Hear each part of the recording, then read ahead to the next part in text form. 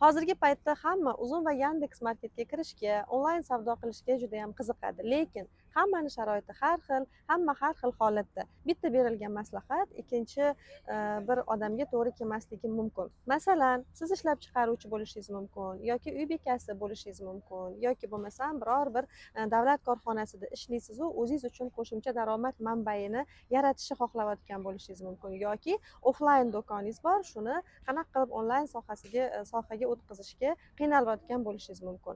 Men hozir mana shu videoda har bitta segment bo'yicha har bitta odamga alohida kichik maslahatlarni berib o'tmoqchiman. Bu siz uchun manfaatli bo'ladi degan umiddaman. Assalomu alaykum. Men Umid Abdumalikovna 4 yildan beri onlayn savdo bilan shug'ullanaman. 2 yildan beri esa Uzum va Yandex Marketda seller bo'lib faoliyatimni olib boraman. Hozirgi paytda oylik оборотim 400-500 million atrofida bo'ladi va bundan tashqari biznes egalarini, do'konlarini aynan Uzum va Yandex Marketda savdolarini oshirish bilan ishlab kelamiz, ya'ni komanda bo'lib menejerlik uslugasini ham olib boramiz. Kelinglar endi uy bekalaridan boshlaymiz. Hozir o'zimni tajribamdan kelib chiqqan holatda kichik tavsiyalarni berib o'taman.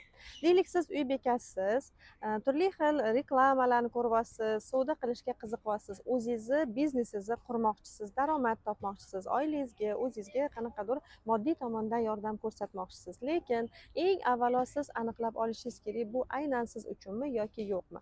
Agarda sizga ko'chaga chiqishingizga ruxsat bo'lmaydigan bo'lsa, turmush o'rtog'ingiz yoki qaynona qaynotangiz tarafdan bu narsaga to'sqinlik bo'ladigan bo'lsa, hech qanaqa uydan chiqmagan holatda men shu ishni bajaraman degan tushuncha bu xato bo'ladi. Shuni eng avvalo o'zingiz uchun aniqlab olishingiz kerak. Siz tayyormisiz o'zi ishlashga yoki yo'qmi? Bu albatta bozor bilan bog'liq bo'ladi. Siz shu paytgacha agarda savdo sohasida bo'lmagan bo'lsangiz, boshqalarga nisbatan ko'proq bozorga borishingizga, ko'proq mehnat qilishingizga, ko'proq izlanishingizga to'g'ri keladi. Siz mana shuni aniqlab olishingiz kerak va bitta to'xtamga kelganingizdan keyingina qarori qabul qilishingiz kerak. Ikkinchisi esa hech qanaqa mablag' tikmasdan turib bu biznesni boshlasam bo'ladi degan qanaqadir xato tushunchaga kelishingiz kerak emas. Chunki bu mahsulot bilan bog'liq bo'lgan biznes, ya'ni tovarniy biznes hisoblanadi. Siz bunga albatta mahsulotingiz uchun pul kiritishingiz kerak. Sizda moddiy tomondan podдержка bo'ladigan turmush o'rtog'ingiz yoki kimningdir tomonidan yordam bormi yo'qmi, shuni ham aniqlab olishingiz kerak bo'ladi. Agarda sizda hech qanaqa moddiy tomondan yordam bo'lmaydigan bo'lsa-yu, lekin siz juda ham sotuv qilishni xohlayotgan bo'lsangiz, ayniqsa boshida o'zingiz o'sha o'rganib turib menejerlik usluga bilan shug'ullanishingiz mumkin va shuni orqasidan daromad topib, keyinchalik sekin etapma-etap o'zingizni biznesingizni boshlasangiz bo'ladi. Endi har bitta ishni o'rganish uchun ma'lum bir vaqt talab qilinadi. Buni to'g'ri tushunish kerak hamma segment odamlari. Ayniqsa savdo sohasida bo'lmagan bo'lsa, bu biz uchun juda ham uzoq sfera hisoblanadi va buni ilmini o'rganish uchun deylik 3 oy, kimdadir 6 oy, balkim yillab vaqt ketishi mumkin. Birdaniga sotuvga kirishim bilan zo'r bo'lib ketadi, hamma narsam joy-joyida bo'ladi, qanaqadir boyib ketaman degan illyuziyalarga ishonish kerak emas. Bu aniq maqsadni qo'yib turib, shu maqsad sari olg'a keta olishingiz kerak. Keyin yana aniqlab olishingiz kerak bo'lgan narsa, ko'pchilik ayollarimiz emotsional juda ham yoki butunlay o'zini uy ro'zg'origa bag'ishlab yuboradi yoki bo'lmasam qanaqadir ish sohasiga o'tganda uydan, ro'zg'oridan, oilasidan butunlay uzilib qolib o'zini ishga bag'ishlab yuboradi. Mana shunaqa jarayonga ham o'tmasligingizni tavsiya beraman. Nimagaki bu holatda bunaqa vaziyat bo'ladigan bo'lsa, siz butunlay o'zingizni ishga bag'ishlab yuboradigan bo'lsangiz, sizga o'sha turmush o'rtog'ingiz, uyingizdagilar, farzandlaringiz tomonidan turli xil e'tirozlar bo'lishni boshlaydi va ko'p ayollar mana shu bosqichda, mana shu pog'onada bo'ldi, bu men uchun emas ekan, kerak emas ekan, oilamdan uzoqlashib ketdim deb butunlay karyeradan, ishdan voz kechib, yana o'sha eski holatlariga tushishni xohlashadi. O'shaning uchun aniqlab oling, bitta maqsadni qo'ydingizmi, bo'ldi, shu maqsad sari bormoqchimisiz? Bitta to'xtamga kelib, ana undan keyin qaror qabul qilganingiz yaxshi. Endi esa qanaqadir davlat tashkilotida, korxonada ma'lum bir oyligiga ishlaydigan odamlar uchun tavsiyalarni berib o'tamiz. Siz biror bir joyda ishlaysiz va ma'lum mablag' so'mma topasiz, ya'ni o'zingizni xarajatlaringizni, ehtiyojlaringizni yopib turish uchun. Ko'pchilikni biznes sohasiga kirib kelayotganda, boshqa birinchi sohadan ikkinchi sohaga kirib kelayotganda yo'l qo'yadigan xatolardan biri, birinchi sohadan butunlay bo'shab olishadi. Hali o'zi biznesda bitta o'ringa ega bo'lganimiz yo'q, qanaqadir mablag' topishni boshlaganimiz yo'q va butunlay birinchi ishdan bo'shab olishadi va bor fokuslarini ikkinchi tomonga qarab yo'naltirishadi. Bu ham ozgina xato. Nimagaki siz moddiy qiyinchilik holatiga tushib qolasiz. Sizda hali endi boshlayotgan ishingizdan daromad yo'q. Buni qancha vaqtda yurib ketadi, qancha summa bilan yurib ketadi, bu hali noma'lum. Sizni tajribangizga, bilimlaringizga bog'liq bo'ladi va mana shu jarayonda to yo'lga kirib ketaman degunigacha siz butunlay oylikdan uzilib qoladigan bo'lsangiz, sizda qiyinchilik va motivatsiya tushib ketish holati bo'ladi.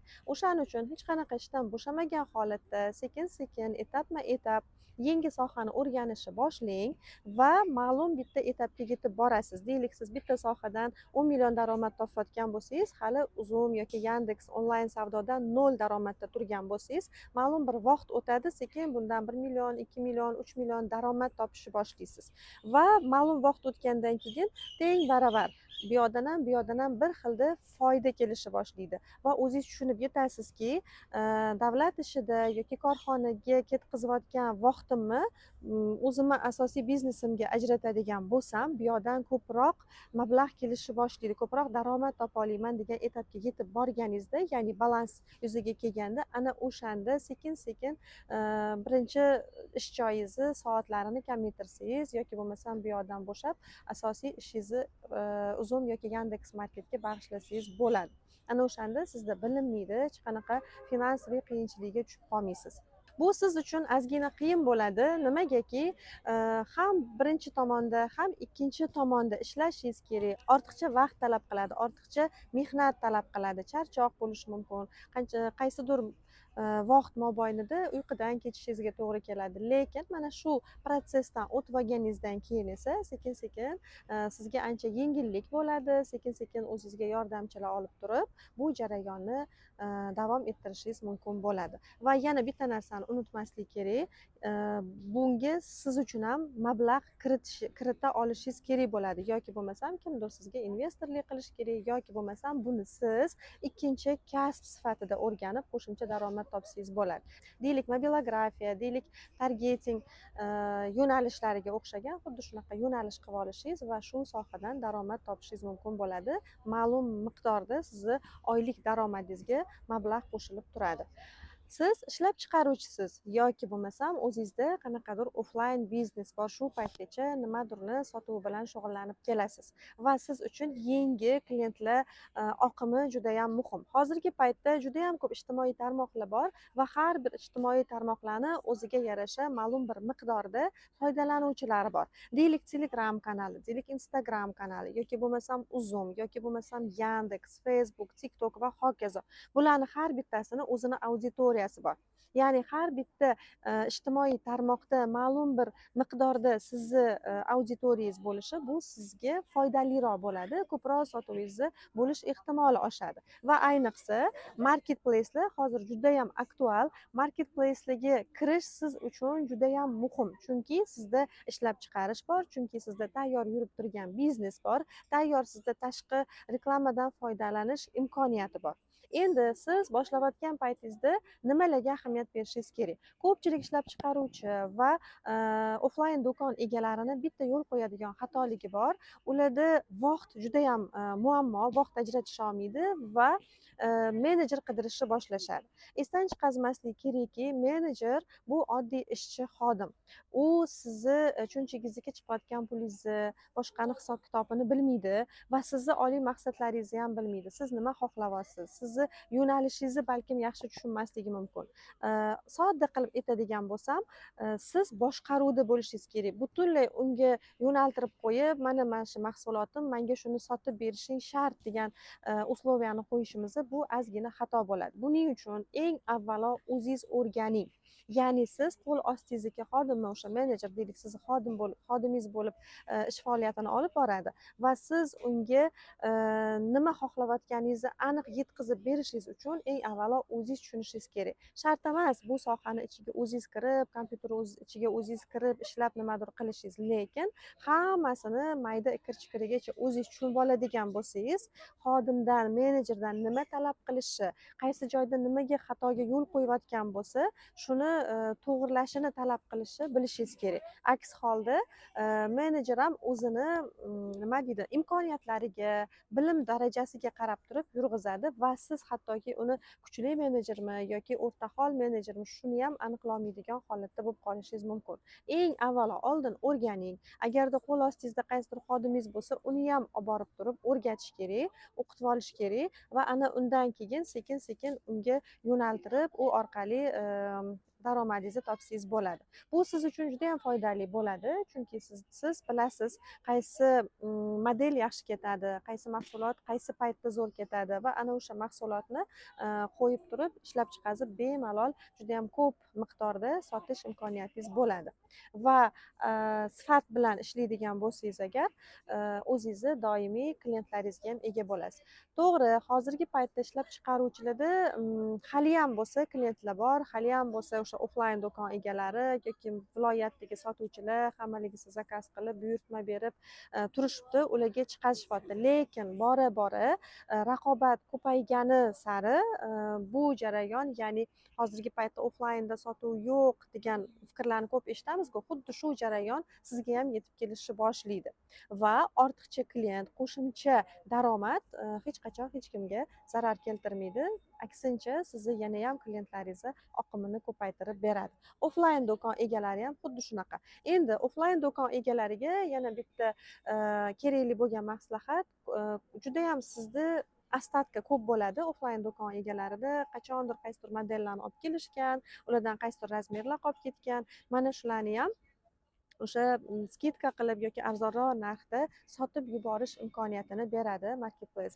Bizada shunaqa optimchi anaqa klientlarimiz borki, mana optimda ishlashadi va qaysidir modellar ko'p qolib ketadi. Va bu tabiiy, offlaynda ishlaydiganlar buni yaxshi bilishadi. Va mana shu ostatkalarni tozalash maqsadida ham marketplacelarga kirishadi va mahsulotligini qo'yishadi. Offlayn bozorda tasavvur qiling, hech qachon qishni o'rtasida yozgi kiyimni qidirib kimdir bormaydi. Qachonki bir to'yga, boshqaga kerak bo'lgan holatda bormasa, aynan mijozlar primoy bormaydi, primoy borib qidirmaydi. Ya'ni sovuq kunida vaqt ketkazib, mablag' ketkazib, aynan shu mahsulotni qidirib bormaydi. Lekin onlaynda, marketplacelarda siz bemalol o'sha qolib ketgan ostatka tovarlaringizni yoki bo'lmasam skidkada ham sotilmay qolgan mahsulotlaringizni bemalol sotish imkoniyatiga ega bo'lasiz. Yuqorida sanab o'tgan segmentlarimni har bittasini tayyor yo'l xaritasini tuzib chiqqanman. Pastda silka qoldiraman. Bu silka orqali o'tib bemalol har bitta segment bo'yicha nima qilish kerak, nima etapdan keyin nima ishlarni qilish kerakligi to'g'risida batafsil ma'lumotni olishingiz mumkin bo'ladi. O'ylaymanki, ushbu videomiz siz uchun foydali bo'ldi. Marketplace haqida yana ham qiziqarliroq ma'lumotlarni olish uchun quyidagi ijtimoiy tarmoqlarga obuna bo'lishni unutmang. Biz mana shu ijtimoiy tarmoqlarda ma'lumotlarni berib boramiz.